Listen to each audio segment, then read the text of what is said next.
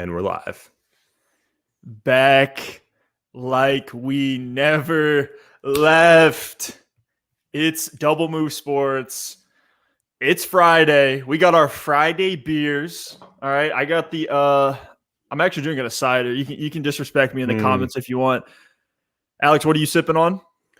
Got some nice Colorado Kool-Aid this time. We got the special I'm doing a terrible job. A special the special chill can variation for the long weekend. Getting into a nice mock here before we jump into 4th of July. But yeah, man. This is like redraft happy hour right now. And we're just admittedly, we're just kind of buying time right now, letting folks slowly join in. If you're watching, hit us up in the comment section. We can put the comments on the screen. We're messing around with these live drafts, these live streams. We got the Discord community hopping in here. Anthony, what's up, Anthony? Let's go. Hey, Anthony, one of these days I'm actually going to make it to one of your mocks. One of these days. This guy has mocks that fill up in about 0.7 seconds. Who knows, man? Like, if this live stream goes well, maybe we'll do another one. We'll see. One at a time. But we're going to do – let's get started. We're going to do a 12-team PPR redraft mock. It's the default. It's the template for your home leagues, your office fantasy leagues, maybe even some of the sweaty leagues do the 12-team thing. Single quarterback, one flex. We took out kicker and defense just for the sake of not making this thing super boring because no one cares about kickers. So let's just hit start draft and see what happens. It is going to randomize our draft spot. I will say, if you're watching, jump in the chat, ask questions as we go. Just because we're mock drafting doesn't mean we're not going to stop and ask and answer any kind of fantasy football, NFL-related question. Dynasty, doesn't matter what it is. We're here live to answer these questions and get this conversation going. So let's check this thing out. Did I get hosed on draft position again? Looks like you're the 103. I'm the 109. Ooh, I like that. This is PPR. So Alvin Kamara is definitely in play for me here. Starts my boy in 5 seconds. We'll see. Let's go. Yeah, you're in that easy money for you. All right, so really PPR, we got Saquon, Alvin Kamara, Derrick Henry, Zeke, and these best ball drafts I've been doing, that's kind of like the tier you're deciding between here. I think Saquon, honestly, in a PPR league is in play with Kamara. That's kind of the decision between Alvin Kamara and Saquon Barkley. Derrick Henry I love, but in a full PPR, I think he does lose some value. Steph, I love Alvin Kamara. I've rode him to some serious success in several of our leagues that we're in together. So I got to go with my heart on this one. Kamara is going to be my pick. And even if Taysom Hill is the quarterback, I still think he's going to be an RB1 this year. So if it's Taysom, I think he'll be fine. If it's Jameis Winston, absolute wheels up for some of that receiving workload for Kamara. Yeah, I like that pick. Wow, what a running back run here. Adams going at the 107. I imagine Adams is going to creep back into that, mid-first round range. Joe Mixon at the 105. Yeah, that's a little rough. I'm posting the link to this stream there in is our an Discord channel. Error in the simulation. Joe Mixon at the 105. FantasyPros, get it together. But I'm buying time here. 37 seconds left. Let's see who's here. I'm going to go running back. And this is easy. Maybe it's not. I'm going to go Ekeler. Give me the floor. Give me the upside. Give me everything in between. Justin Herbert is going to have this offense humming. Not that I don't like Jonathan Taylor, but I just think Ekeler is in line for so much passing game usage. That's where I give him the slight edge over JT, even though JT's a stud in his own right now. Quick question from D. Miller here. Thoughts on Mike Thomas? I think we'll probably get into him as he gets drafted. Right now, I actually think he's a value. He is being absolutely slept on. What is he going off the board as? And in FantasyPros, little cheat sheet here, Michael 20. Thomas is the wide receiver 9. But in terms of ADP, he's going much, much lower than that. So I think Mike Thomas is actually a steal. If you can get him in late round 3, early round 4, you have a guy who could easily be a top 5 wide receiver. No reason to believe he won't be. Yeah, appreciate it, D. Appreciate you joining in here. Thanks for the question. We'll keep these going. But you guys took up all that airtime. I couldn't even talk about my pick here. It's Cam Akers. No doubt. Cam Akers. That's your boy. I'm not even questioning that because just like Ekeler, I think he's going to be a workhorse who's going to get a ton of passing game usage. Sean McVay already unleashed Cam Akers the last 6 games of last season, in the playoffs, in the postseason, he was efficient. Hopefully the passing game usage does increase this year. That's what I'm projecting him for.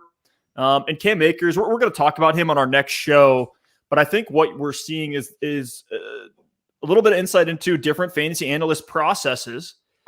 You know, those who are very forward-looking are going to love Cam Akers because you're projecting his future. Those that were relying on last year to inform you on how he's going to do this year, you're probably looking at Cam Akers a little bit lower. I actually think where I got him as a steal, I'm probably taking him, at the 112 in most leagues. Like if I'm sitting there at the turn, I'll go Akers and somebody else.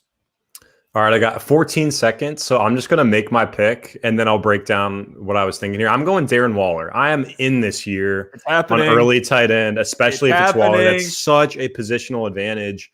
And the reason I went Waller, and it looks like it did pay off for me, is because I looked at the board, and I've preached this as well. I love coming out of those first 3 rounds with at least 2 running backs, and I was very happy with CEH or DeAndre Swift as my RB2. I played the ADP game, hoping one of them would get back to me. I would have rather had it be Swift, but CEH is still there. So that's going to be my next pick. And I'm feeling really good coming out with Kamara and CEH as my running backs, Waller for that advantage at tight end. And then I get that wide receiver sweet spot in rounds 4 through 6 where I can just scoop those guys up. Well played. Well played. I think that CEH. I think that's the optimal strategy. That's the meta. Feels good.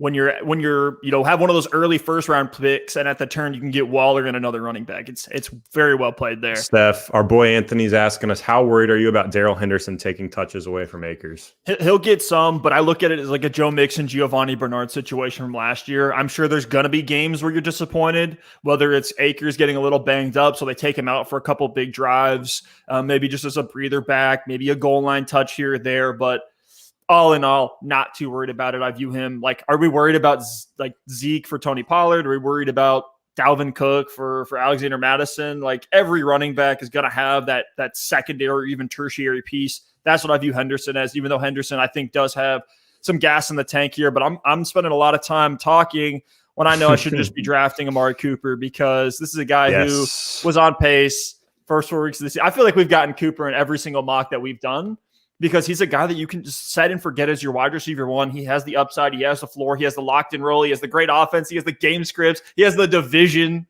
And I'm surprised to see CeeDee Lamb going over Amari Cooper in a lot of these drafts. I know CeeDee Lamb's like that new hotness, but Cooper's still the alpha wide receiver 1 there. I like both, but Cooper, to me, is a much better value at that range, late 3rd, early 4th.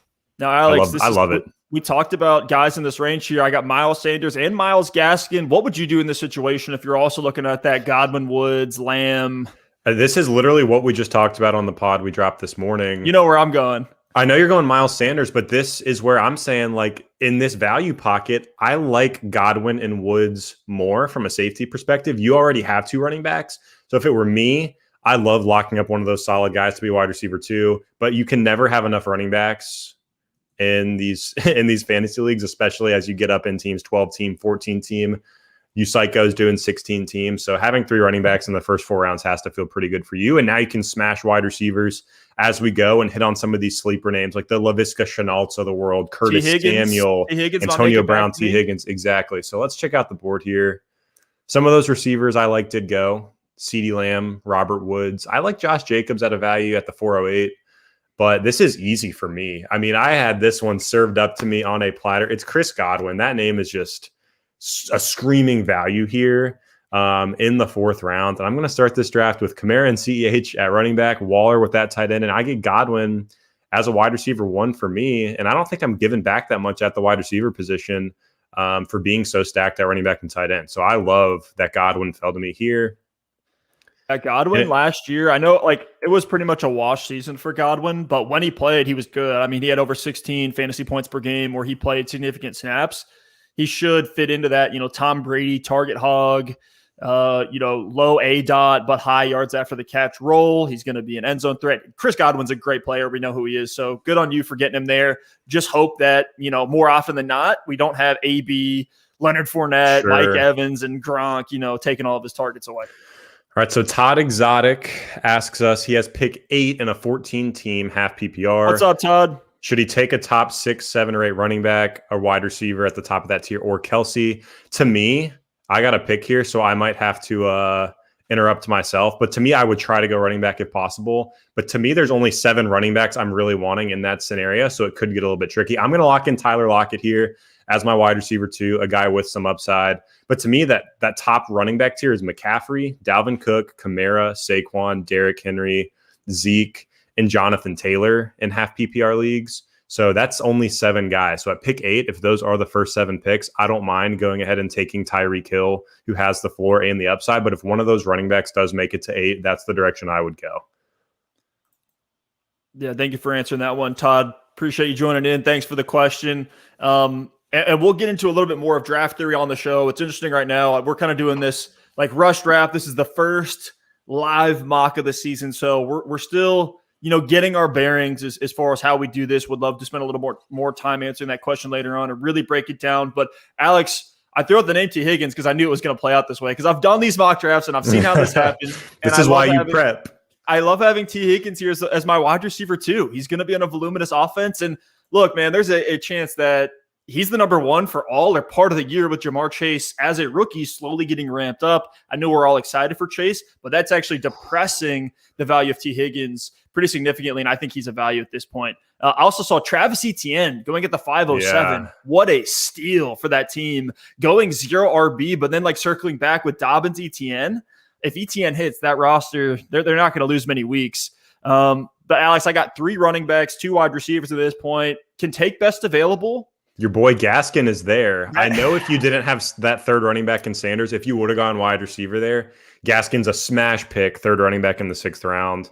But with you already having 3 running backs, are you thinking about maybe a TJ Hawkinson here? I think I'm going to do it. You're going to go for it. Wow. I'm going to do it because I think there's a huge drop-off after Gaskin. After Gaskin, we're getting into maybe Chase Edmonds. I like him, but a lot of people hate Edmonds. Then we're talking Mostert, Melgo, James Robinson, Ronald Jones. Leonard Fournette would be the only one I would look at. We talked about Damian Harris being overvalued on the most recent episode we just put out on our channel this morning. So if I'm not getting a guy in this like tier 5 on FantasyPros, then I'm going to wait till, this tier 6 where I can get AJ Dillon, Gus Edwards, other flyer names there, super deep at the running back spot. It is what it is. I went Gaskin. I'm going to be a running back heavy roster, but I'm okay with that because running back heavy rosters, especially having Gaskin who's a workhorse as my RB4 feels great. So one of my sleepers, Juju Smith-Schuster, went off at the 605. It's only fair to see his ADP climbing a little bit, but I am going to go back to the wide receiver spot. A guy you and I have talked about a lot lately. It's Courtland Sutton. The quarterback play is a question mark, but he does have the potential to be an alpha wide receiver. Hopefully either Drew Lock takes a step forward this year or Teddy Bridgewater gives them an upgrade. Teddy supported 3 good wide receivers last year in Carolina. So if Courtland Sutton is truly back to full speed, I think he's an extreme talent. And I don't mind having him in my flex. That feels pretty good. So now I'm back on the clock at the 7:03. And I've got my starting lineup just about filled up. I've got 2 running backs, 3 wide receivers, and my tight end. So right here, I'm probably not thinking quarterback yet, although Russell Wilson is tempting to stack with Tyler Lockett. But I'm going to fade the quarterback position. There's just so much value you can get later on in these 12-team leagues. I need a 3rd running back because you can never have enough depth at that position. Some names I'm looking at here are Edmonds, Raheem Mostert, Melvin Gordon, Javonte Williams. And I'm going to go with an upside play here. I'm going to go back to the Denver Broncos backfield, and I'm going to take Javonte Williams. I know I just took Courtland Sutton, excuse me. I'm going to go back to the Denver Broncos offense, and I'm going to double dip here, Courtland Sutton and Javonte Williams. I do think he will ramp up a little bit slowly, but as we move on through the season, as we typically see from these running backs, we saw it from Swift and Akers last season. We see it every single year. I expect Javonte to get more and more involved. And as my RB3, I don't need to start him right off the bat. I can sit him on my bench and give him some time to get going. So I'm loving that depth play with some upside in Javonte Williams. Nice. So I'm here, where I'm drafting. There's going to be 6 picks between, where I go. I noticed that this team at the turn here does have Dak, but these guys are probably looking for a quarterback too, because we're about to hit that range where there's a huge drop off, and there's a guy I have my eye on. Typically, I would wait until the 8th round before I take Jalen Hurts, but just to go ahead and secure him and hope somebody falls and kind of make my decision easier. There's no wide receivers I truly love right here. Maybe Laviska Shenault or AB. So I'm actually going to go Jalen Hurts here. Go ahead and just lock up that super high upside, that rushing quarterback upside. That and look at that. Played perfectly. Rodgers and Stafford go right after that. I knew if I didn't get Hurts there, I wasn't going to get him. So I went ahead and locked him up. And then we saw Robbie Anderson and a bunch of gross running backs go. We had Chase Edmonds, Zach Moss, Melvin Gordon. These are the type of names that, look, they're fine flyers in round 8, 9, 10. We're going to see some more of these guys go, like Leonard Fournette and Damian Harris. It's just why take the risk when you can just wait and get other names that you expect to pop off of the wide receiver 2 chair. I'm taking Laviska Shenault here because I think he's in line for potentially huge target volume. They may not be the deepest targets. They may not be, the most high value targets, depending on how this offense looks with Urban Meyer, a rookie head coach, with Trevor Lawrence, a rookie quarterback. But Laviska Shenault has the talent. He's a physical freak coming into the draft. The only reason he fell and why his metrics weren't insane is because he had a torn Achilles going into, I think it was torn Achilles. There might've been a calf injury going into the combine last year, made him fall down, and Jacksonville was able to get him at value. Laviska Shenault is a running back in a wide receiver's body.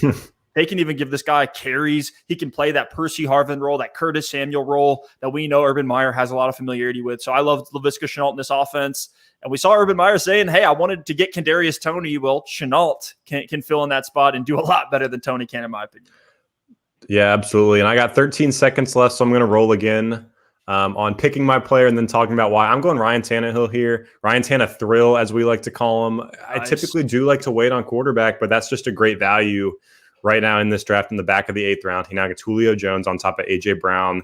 This could be the best season of his career. If we see the volume go up at all, he should be just as efficient as he's been in the past. Has week by week streaming value. I will probably take another upside quarterback later on, but that just felt like a great pick because my roster is looking pretty balanced right now. Let's get into some quick questions here. Anthony asks, are both Mike Williams and Keenan Allen set to thrive in 2021? Simple answer for me is yes. I love both of those guys. If Mike Williams is on the board here, I might actually consider taking him. Hey, should we pause and go through some questions? Can we do that? Yeah, let me just hit pause right now. Sweet. Let's pause it. Let's go. Awesome. But yeah, I love Keenan Allen. I love Mike Williams this season. If I can get Keenan early at a good value, I'll take him. And Mike Williams is on the board here. So he's someone I am considering at this point in drafts. I think he's done 1,000 yards before. He's done 10 touchdowns before. So who's to say he can't put both of those together in the same season? It's going to happen, could happen with Justin Herbert. I'm probably not going to take him here because there are a couple other receivers I like a little bit more, but he's definitely in play for me. Alex, I got a summarized version of your draft right here, and this Ryan Tannehill pick. You're just getting great value.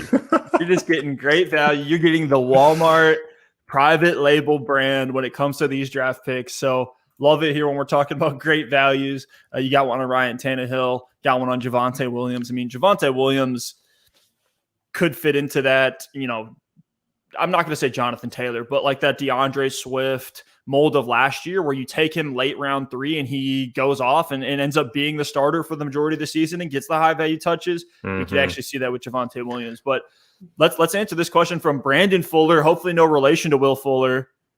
if he does have relation, he has no hamstrings. Brandon, I hope your hamstrings are all right. Hopefully it's not genetic. But actually, for me here, I'm going to go Will Fuller because he's cheaper. Me too. And I think he actually has the higher upside. For a lot of people, they're fading Tua. They don't think Tua is good. I actually expect if all remains constant and Tua is the player that we saw him be at Alabama, he should be able to ascend, now having one of the best vertical deep threats that has been in the NFL for the last 5 years, one of the most efficient receivers in the game in Will Fuller when he's healthy. So the only question to me in Will Fuller is his health and joining a new offense. Those are the two risks. But as far as his talent and the offense as a whole, I think it can support Will Fuller. Alex, what do you think?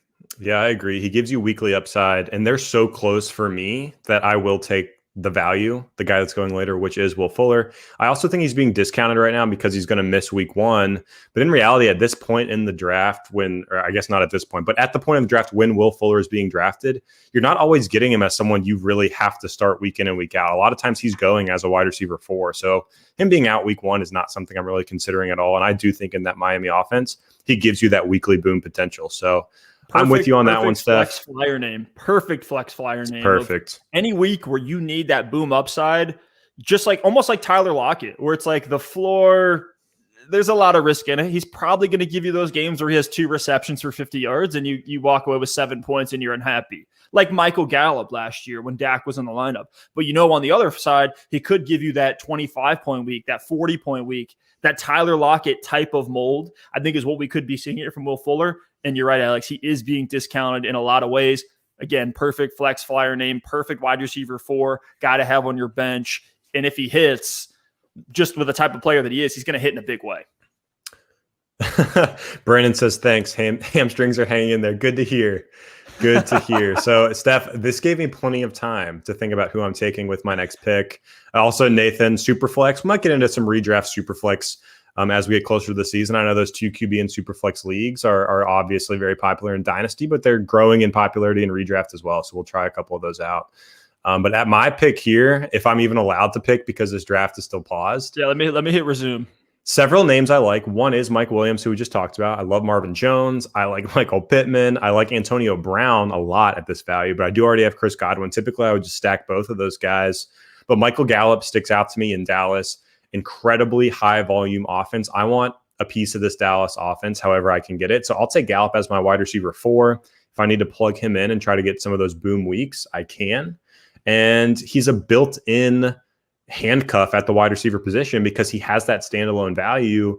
But God forbid something happens to Amari Cooper or something happens to CeeDee Lamb, Gallup steps right back into that role that he had when he was a wide receiver 2 in fantasy football. So Gallup is the pick for me there, and I'm feeling pretty good about this team, not going to lie. And it looks like Michael Pittman, Marvin Jones, and AB went right after him. So I was thinking the right way as far as the simulator goes in terms of that value pocket at wide receiver. Nicely played. Nicely played. Gallup, another guy, just like Will Fuller, perfect flex flyer.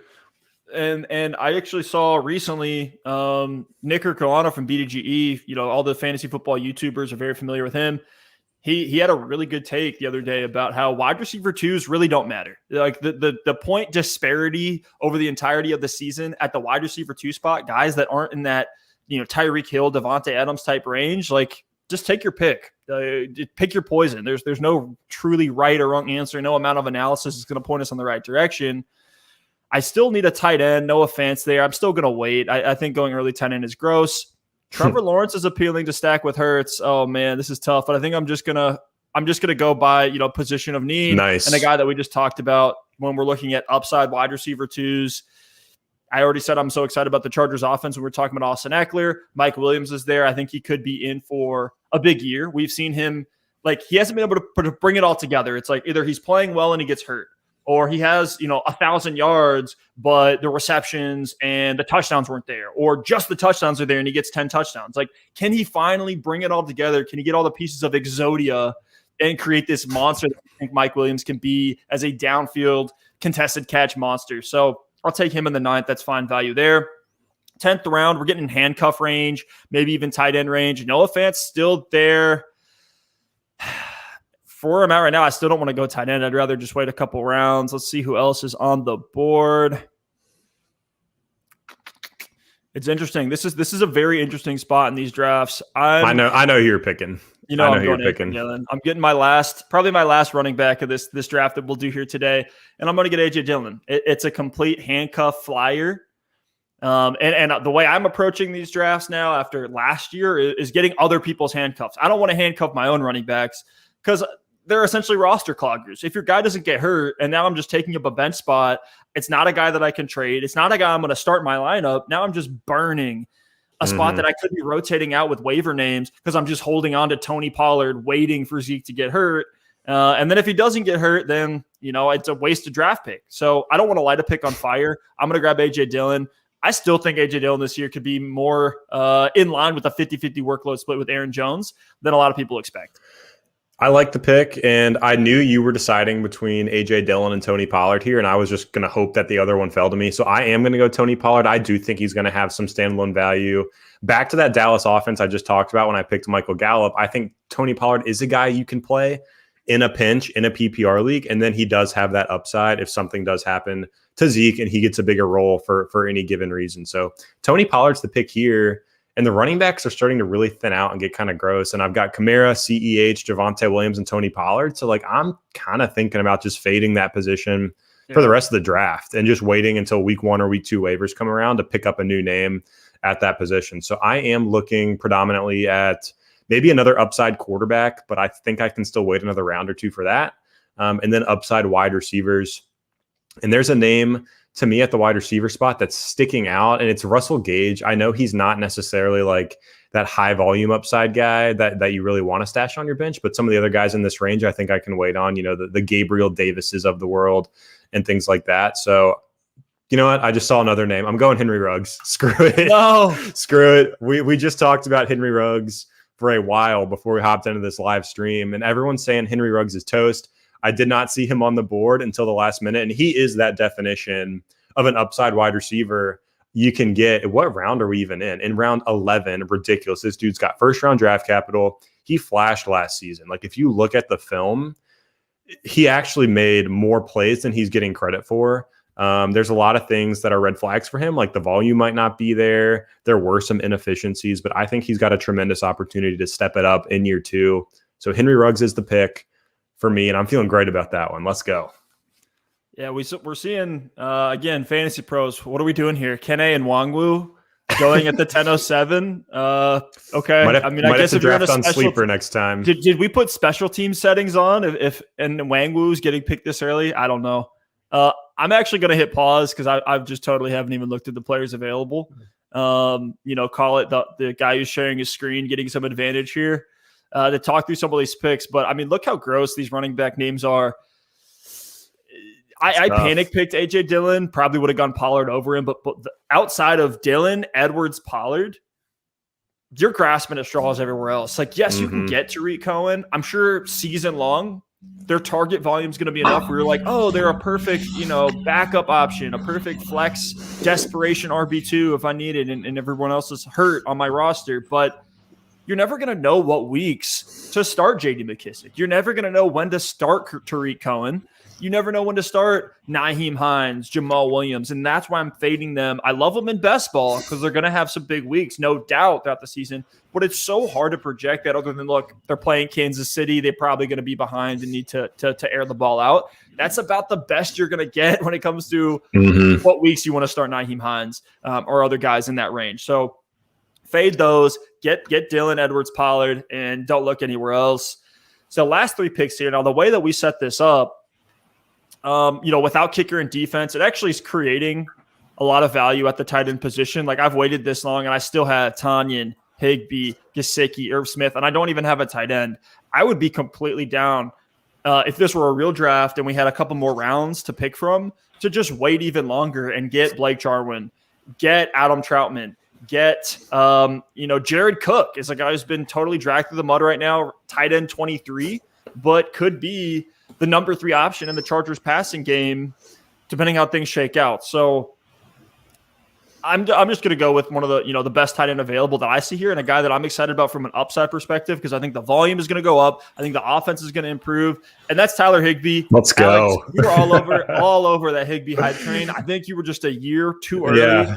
And his ADP admittedly was ridiculous last season, where he was going in like 7th, 8th round, where typically we like to soak up all that wide receiver 2 value and the upside running back value and upside QBs. And Higbee was egregious at where his ADP was, but now it's kind of leveled out to where I do think he's a value now going into 2021. So I'm just going to take Higbee, fill up my tight end spot, fill out this lineup.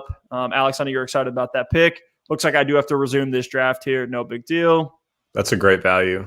Yeah, I like it. I was just a year early, but the hype train is still going full head of steam. And if you can get Higbee at this point in the draft, by all means, I'm all about it. Like, if you do punt the position, we actually have both narratives here. I did the early tight end with Darren Waller. You waited on the position. Nice. And I think that's the way to do it. You either have to go in early or you got to wait. Like, taking one of these guys in rounds 5, 6, 7, 8. Like that's just a stretch to me with some of the other values on the board. And the value above replacement isn't there. Like, is Noah Fant really going to be that much better than Tyler Higbee this year? Maybe, but it's a toss-up for who's going to score more fantasy points. So I love what you did there, Steph, with Tyler Higbee in round 11. After that, we're getting into some more gross names. Unfortunately, Trevor Lawrence did go. That's who I had circled here.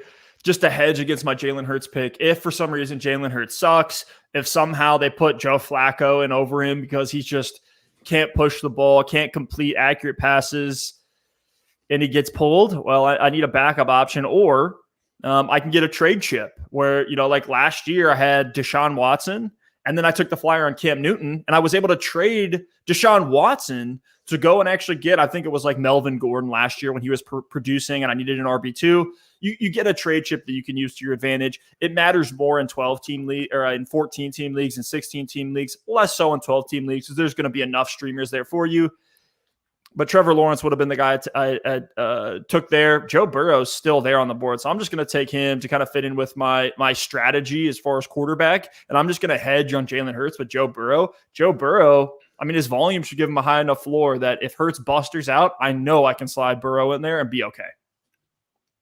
I'm doing the same thing you're doing here in round 12. A guy fell to me that's a rookie, and he's got upside. I have Tannehill, but I want an upside quarterback. I want one who has the ability with his legs as well.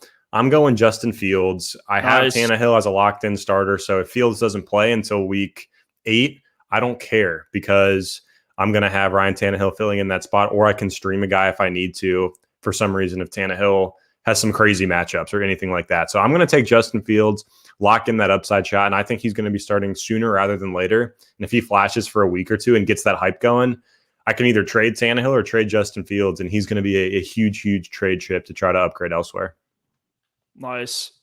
Yeah, the two late QBs, is Jalen Hurts being drafted too high? Anthony, I think it's a good question. I think we're going to have some debates, some topics, and really dive into Jalen Hurts and what his outlook is. But I think seventh round is where we should be taking him. I think QB7 might be a little aggressive based on the ADPs from FantasyPros. So let's take a look at those. They have Jalen Hurts as the QB9 off the board. I think that's about where I would have him. My rule for this year, and it's really a value thing. If I can get Jalen Hurts anywhere in the 8th round, this was the same thing Lamar Jackson last year. I was like, if Lamar Jackson falls to the 2nd, I'm taking him. This year, if Jalen Hurts falls to the 8th, no matter what, I'm taking him because I want to be able to push my chips in on that. But Alex, I know you have a pick here in like 10 seconds. I have no idea who I'm picking. Can you pause it? The classic, right? You just had me so captivated by your Jalen Hurts take. I totally lost track of the board. But I do think I'm going to go wide receiver here. The running backs just aren't exciting me. I mean, these guys are going to be available on waivers. They're useless right now. So I would rather get a guy that's going to pop early. So Jalen Reagor's still here. That is a value to me.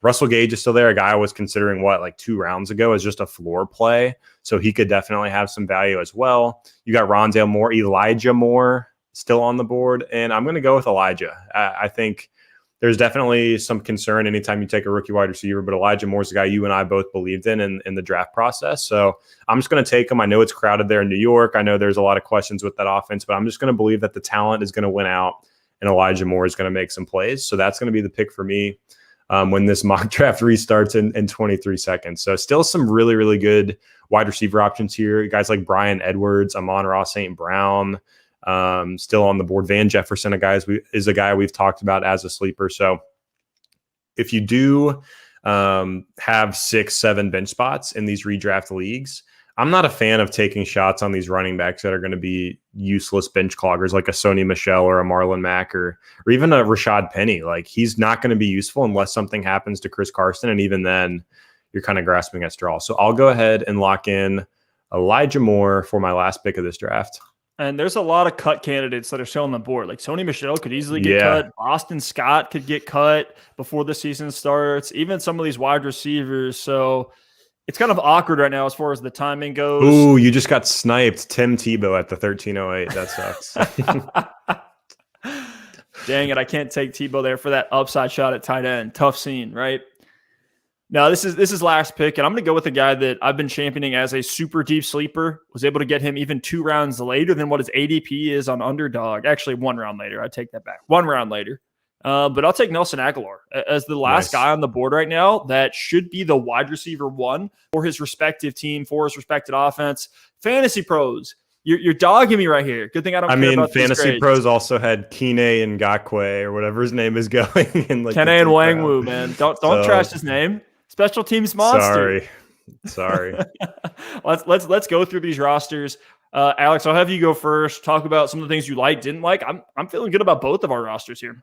Yeah, I'm not gonna lie. If I was in a 12-team league, also as we're going through these rosters, we're gonna break down our rosters and then we're gonna answer any questions that are still out there before we wrap up. So anyone in the chat right now, feel free to keep throwing questions in there, and we'll stay on as long as there's questions to answer. So, but my team, if I was in a 12-team league and this is how it shook out, I'm hyped about this squad. I got Kamara and CEH, both upside running backs in PPR formats. And then behind them at the running back position, I still have Javonte Williams and Tony Pollard, 2 young guys with upside. At the quarterback spot, I'm holding strong with Ryan Tannehill, and I have upside in Justin Fields. I have a positional advantage just about every single week with Darren Waller. And my wide receivers are no slouches either. Chris Godwin, Tyler Lockett, and Cortland Sutton is a really, really strong core. I have Michael Gallup, Henry Ruggs, and Elijah Moore on my bench as well. So honestly, Steph, and I'm not just saying this, I don't say this often, there's not a lot I think I would have switched about this draft for my squad. There's a couple players I would have rather had, like I would have rather had DeAndre Swift over CEH, some things like that. But in terms of the construction of the team, this is just validating for me that if you do have a pick in the top half of your draft, going running back, coming back with one of the early tight ends, and then going running back in round 3 is a champion strategy for 2021. 100%. 100%. And where we're at right now, we have this massive influx of running back talent that just came in 2020. And then we have the 2017 and 2018 running back classes now hitting that pinnacle, that age prime, the age 24, 25. After 25, once you get into 26, 27, the drop-off starts to happen for running backs as far as their age. So right now we're in a really good time. It's a fun time to be a fantasy football player because of how many good running backs there are available. I think we have more this year than we've had over the last 3 or 4 years that you'd be comfortable plugging in on a weekly basis. And that kind of plays itself out in a couple of different ways for me. This year, I still think yes, the tight end in the second round, even a stud wide receiver in the second round makes complete sense. For where I was going and where I felt like the values was able to get Ekeler, stack him with Cam Akers. That feels great. My RB1 and RB2, to me, I have them both projected to be RB1s this season. So I'm starting with 2 RB1s, can hedge against any injuries, any questions about their offenses. Anthony's asking questions about Darrell Henderson taking snaps from Cam Akers. If somehow that does happen, well, guess what? I have Myles Gaskin, who should be a workhorse, was seeing over 14 carries and 4 targets a game last year on average when he was healthy and in the lineup for the Miami Dolphins. I have Miles Sanders, another explosive pass catcher in an offense that I believe will ascend and I believe will be in shootouts in the NFC East. So feeling really good about this running back core. Took the panic pick on AJ Dillon. I'm still fine with it. It's still a good pick. I like that pick. I like that pick. That could pay off for you. I have a full breakdown on our channel. That one was one of the longest videos I've put together. It was analyzing every single stat, his combine, his measurables, his college production, his first year in the NFL on AJ Dillon. I've really put the work in to try to understand and project AJ Dillon. Again, I think this year, a 50-50 split with Aaron Jones is completely in his range of outcomes. Will most of those carries happen to him between the 20-yard lines? Probably. Aaron Jones is still going to be the one they rely on in the red zone, especially with the massive contract that they gave Aaron Jones. But if Jones does go down, which has happened in years prior, he's not the largest guy as far as running back specimens. He's not a Derrick Henry or Zeke Elliott. So, if Jones gets injured, it's AJ Dillon, and then I think they took Kylan Hill in the draft. So give me AJ Dillon, who showed prowess as a pass catcher, has a incredible combination of size and speed for a guy that's 230 pounds to run as fast as he does. Like, he's going to have some big games, no doubt in my mind. So perfect, just handcuff upside running back to have on your bench. I probably went a little bit too running back heavy if I had to, be totally honest with how this draft played out. But I'd rather be running back heavy than, running back needy. That's for sure. At quarterback, I went with the high upside option and then the exciting floor play. So, kind of got both ends of the spectrum with Hurts and Burrow. I think if we, did have kicker and defense and had a few more rounds here, I would not have been able to get Joe Burrow at the value that I did. But I'll take what I got all day. At wide receiver, got Amari Cooper to give me that boom upside. T. Higgins is a guy that I think will be a high-end wide receiver too this season. And then 2 upside shots, boom bust names in Laviska Shenault, Mike Williams, Nelson Aguilar. So I feel pretty good about this roster. Maybe if we go and, analyze all the picks that were taken, there could have been a value pocket, or maybe I could grab, a name like a TJ Hawkinson as opposed to Miles Sanders there, something like that. But honestly, man, if this was my draft going into a real league, I'd feel really, really good about the, down payment I put to play for this year. Yeah, the good thing for you, if this was your real roster, and the reason Fantasy Pros hated your team just probably was because it was too running back heavy. Like Myles Gaskin's on your bench, he doesn't count towards whatever their projection is in your lineup. But in reality, you have Cooper and T. Higgins in your starting lineup. And if you get through a couple weeks of the season and you need to flip a Miles Sanders, you need to flip a Myles Gaskin for a high-end wide receiver, you're going to have no trouble doing that because running backs are always so scarce in these leagues. But let's get into another question. This is the last question we have right now, but we'll keep answering them as long as they're in there. Anthony's back with another one. Was the back half of 2020 a fluke or a sign of things to come for Baker? I'm guessing this is talking about the hot streak he had from weeks 12 to 15. It looks like Baker was the quarterback 3 from weeks 12 through 15, averaging 24.7 fantasy points per game. And I wouldn't say it's a fluke because Baker is a good quarterback, but I definitely wouldn't say it's a sign of things to come because this Browns offense is going to be low volume. I think they're going to be a really, really good team. This is Steph's Cleveland Browns, the resident Browns fan here. So I'll let him give his 2 cents on this as well. But Baker could continue to be a very efficient quarterback. The run game is so strong. They do have weapons in this offense. And I think he's just going to be a game manager. Their defense is going to be very, very good. The running game is obviously going to be more prolific than the passing game. So he's just going to do what he's asked. He's not going to have a ton of these games where he's throwing for 350 yards and 4 touchdowns just because the Browns don't need him to do that each and every week. Is it going to happen every here and now? Sure, it's going to happen. But Baker's just not a guy I'm getting excited about for fantasy football because the upside isn't there. He is a streamer for me in 2021. And I would rather come out of a draft with a Justin Fields, even with a Trey Lance, with a Trevor Lawrence, guys with a lower floor, because I want ceiling at the quarterback position. Otherwise, I'm just going to stream based on matchup. Yeah, the one concerning thing with Baker is what you pointed out. It's the low volume. It's now he's in a run first system, but they're relying on play action. They're going to let Chubb and Hunt do all the dirty work and actually be responsible for that offense moving the chains. Some of that will help Baker because he'll be a little bit more efficient to the passing game on those checkdowns to Kareem Hunt and to Nick Chubb because they're exceptional players. But Baker Mayfield's kind of like the Jarvis Landry of the quarterback position, where he's not a sexy name. He's going to have a high floor. The encouraging thing about Baker from last year is that he fixed, some of the interception problems that he was dealing with, right? In 2019, the Freddie Kitchens year, I hate that year. I hate that year so much as a Browns fan. I wish I could just erase that from my memory because it was absolutely disgusting. And you had Baker Mayfield throwing 22 touchdowns, 21 interceptions. The offense was completely dysfunctional to the point where they're literally running up the ball between the tackles on like 4th and 20, multiple, like 4th and 10, 4th and 7. No, let's just run it up the middle. It's like, what are we doing here, guys? Let's go out and make some plays and try to win a football game. But nonetheless, I'll get off my Browns fandom soapbox. You saw the attempts drop, but you saw the efficiency increase. And that's what Baker's going to give you. And I actually think he's perfect, like in a super flex league as your QB2, because you're going to know when to start him. So if I have, let's say, in a dynasty, and I'll choose an example from a dynasty league. If it's Matt Ryan and Baker Mayfield, both I can kind of interchange out of my QB2 spot, and I have like Josh Allen as my set it and forget it QB1. I'm totally okay with that because for Baker, in the games where he's playing Baltimore and the games where he's playing What are some other matchups here? Like Dallas or Cincinnati twice a year. These shootout game scripts, you can project Baker Mayfield to have to put up some production in order for the Browns to win. As those are the weeks that you can start him.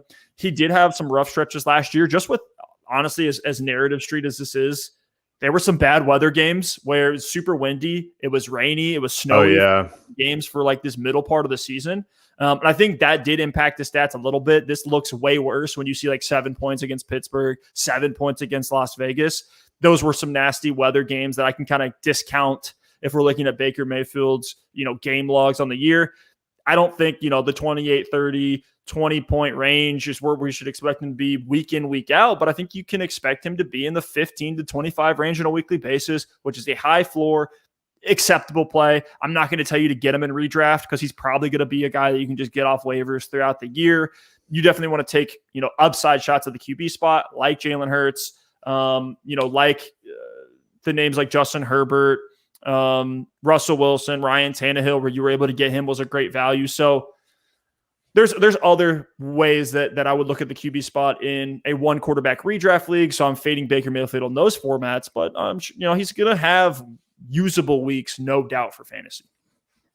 Yeah, I agree with you 100% on that. And Steph, one more thing before we sign off. Doesn't look like we have any more questions for now. I just want to say, anyone watching, anyone in the live stream, or if you're watching this after the fact, join our Discord channel. It's free to join. Steph and I are hanging out in there all the time, answering questions. It's kind of the same thing we got going on right here, except we're not actually on video. Like anytime you have a trade question, a draft question, a question about any specific players, like just hop in there and ask. And our Discord members and Steph and I are going to hop in and give you our feedback as well. So that's going to end up being linked in the description to this video. Once we sign off, it's in the description, and all of the video and all of the videos that we've had over the past, several months. So I would definitely encourage you all to join the Discord to keep hopping in to the conversation with Steph and I. And yeah, we'll keep coming back with these live streams. I would call this one a success, Steph. It's been a lot of fun. And we're down to hang out in here anytime. Perfect first one for the season. They're only going to get better from here. Maybe go with a 90-second pick clock in the future because that was brutal. Rushed on some of those. But I'm excited, man. The season, it feels far away, but guys, we're in July. We're a month away from training camp. Camp happens this month. Let's go. We got the Cowboys on Hard Knocks. There goes all of our Tony Pollard values and our Michael Gallup values. Scoop them up while you still can if you're drafting soon. But we appreciate you guys listening and watching, and we'll catch y'all later. Peace.